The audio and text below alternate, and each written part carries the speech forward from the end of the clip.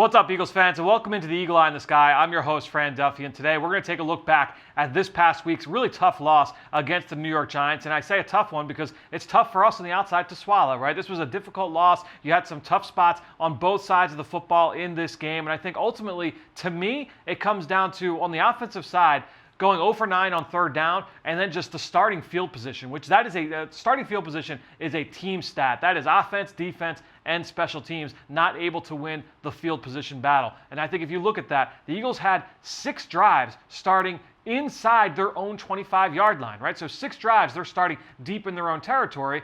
The Giants, on the other hand, had 4 start outside their own 25, 2 of them out by midfield, 1 in positive territory. So right off the bat, that's a tough spot to be able to work from offensively because you've got long drives to be able to go against a defense that is going to force you to drive the length of the field. When you pair that with the idea that the Eagles went 0 for 9 on third down, that right there is the recipe for a loss, right? Because you're not able to sustain drives and stay on the field. The Eagles were able to convert a couple times on fourth down, but not being able to have that level of success on third down speaks to why they were only able to reach the end zone a couple of times in this game. Defensively, have to get better defending against the run. They're the worst team in the NFL when defending non-running backs in the run game. So quarterbacks, receivers, even tight ends carrying the football. That has been a huge bugaboo for this Eagles defense, and that showed its head in this game. We'll cover all of that here today. But the first clip I wanted to take a look at is really looking at the Eagles' run game. And I thought they did some really good things. We saw the return of Miles Sanders, and obviously Boston Scott has done some nice things over the course of the last couple of weeks as well.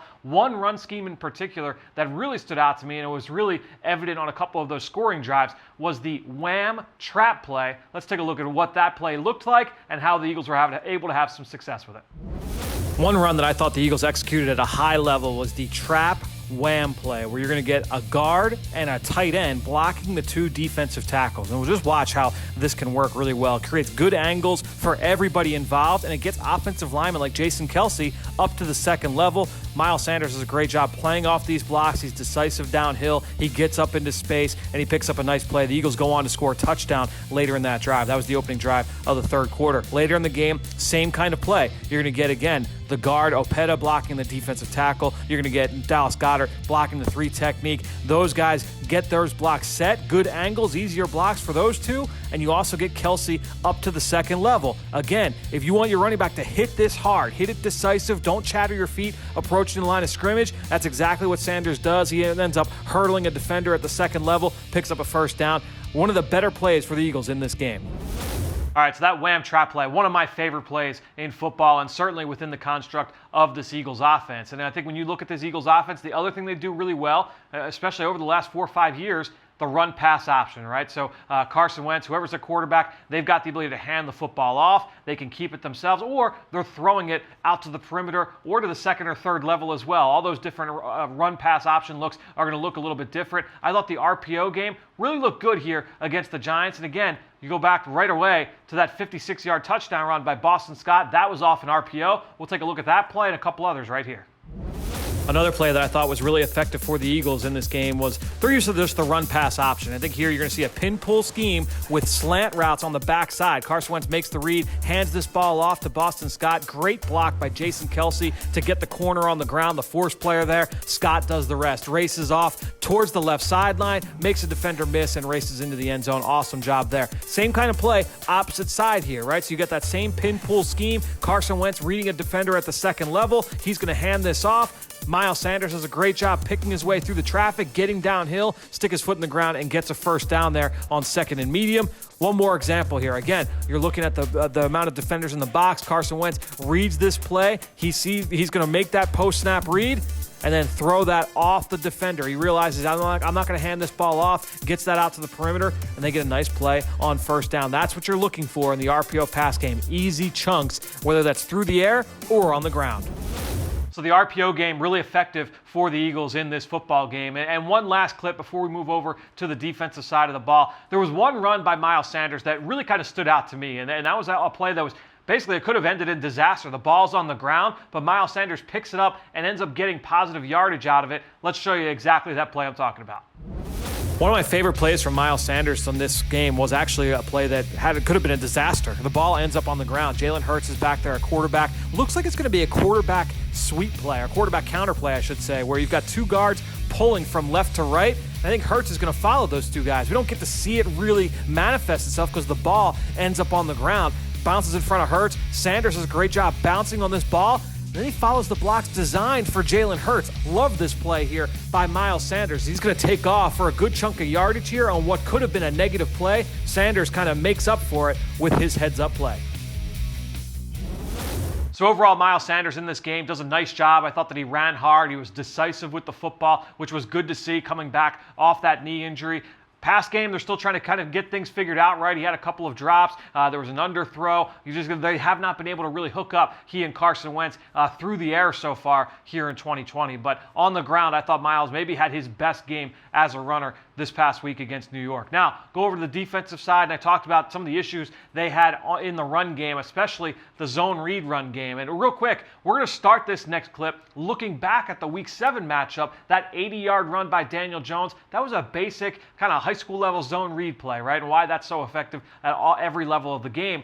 But then a little bit of a wrinkle that the Giants threw on the opening drive that led to Daniel Jones' touchdown, and then how the Eagles rebounded off that, how they were able to bounce back and defend the run game. So all of that right here in this clip. So I want to take a look at some of the zone reads that the Eagles have given up against this Giants team. And this is going to be the 80-yard run by Daniel Jones back in Week 7. And this is just your basic zone read. He's going to read the end man on the line of scrimmage, Brandon Graham. He crashes down. Jones is going to keep this football, and he's going to run for 80 yards. And you see the wide open grass, a lot of real estate there, and Daniel Jones makes the Eagles play. That's a basic look at the zone read, right? It's a simple read for the quarterback. If the DN crashes, I keep it. If the DN stays still, I'm going to hand this off. Fast forward down to the opening drive in this past game. This is a touchdown run by Daniel Jones, but a new wrinkle here is they're going to read the DN, same thing. Once he sees the DN crash, he's going to keep this football, but he's got a lead blocker out in front. He's got the tight end Caden Smith coming, and then also you've got a crack block from the perimeter. And this is really what makes this play. As TJ Edwards gets cracked, that creates the alley along with the lead block from the tight end. You've got a lot of green grass out in front of Daniel Jones. This was not the same play as the 80-yarder. They had a nice little wrinkle in there that they added in to make this play work. So how would the Eagles respond? Same play, a little bit later. Again, he's going to read the defensive end. You still have that tight end working from the backside. And now TJ Edwards about to get cracked, but he's so decisive getting downhill. He defeats the crack block and eats up the lead block, right? So Daniel Jones has to force this back inside. He runs right into a white jersey. He goes for a 1-yard gain. Nice job by TJ Edwards making this play. Couldn't fool him twice, right? They did a nice job on the first one, bounces back with a nice read on the second one. So good stuff there by TJ Edwards, the second-year linebacker, and kind of adjusting, understanding, hey, this is what I saw last time. This is how I have to play this. Beating that crack block and putting himself in position to stop that run. Good stuff there by TJ Edwards, who I thought did some nice things in this game. And that's why real quickly, our last breakdown, I just wanted to look at a handful of plays from TJ Edwards, the former undrafted free agent, now healthy. Excited to see what he can continue to do in this Eagles defense. Just want to take a look at a couple really nice plays here by TJ Edwards. You see him right here in the middle of this Eagles defense, and he's just going to fly downhill against an insert block from the fullback. And watch him take on the fullback in the hole, destroy that block, stay up, and make a play on the running back right at the line of scrimmage. Nice play there by TJ Edwards, taking on that ISO lead block and getting the ball carrier to the ground. Let's take a look at another one. This time, an outside run, a perimeter run away. So he's going to have to navigate through traffic here and take a good angle to the football. Because of how decisive he is, the right tackle can't get there. They're hoping that they're able to crack him here with a player coming from the play side. Edwards defeats that block. He and Singleton converge on the ball carrier there for a short gain. Nice job by TJ Edwards on that play. And we'll take a 1/3 and final play by the second-year linebacker. Again, this time he's just going to process this play. This is going to be their counter play. We diagrammed this on Eagles game plan this week. He has got to beat the block from the left tackle. Does a great job defeating that with quickness and technique. Stays square. He and Brandon Graham beat the back in the backfield. Nice job by TJ Edwards in this game. So not a ton left to say about this Eagles game, right? It was tough on both sides of the football, as I mentioned.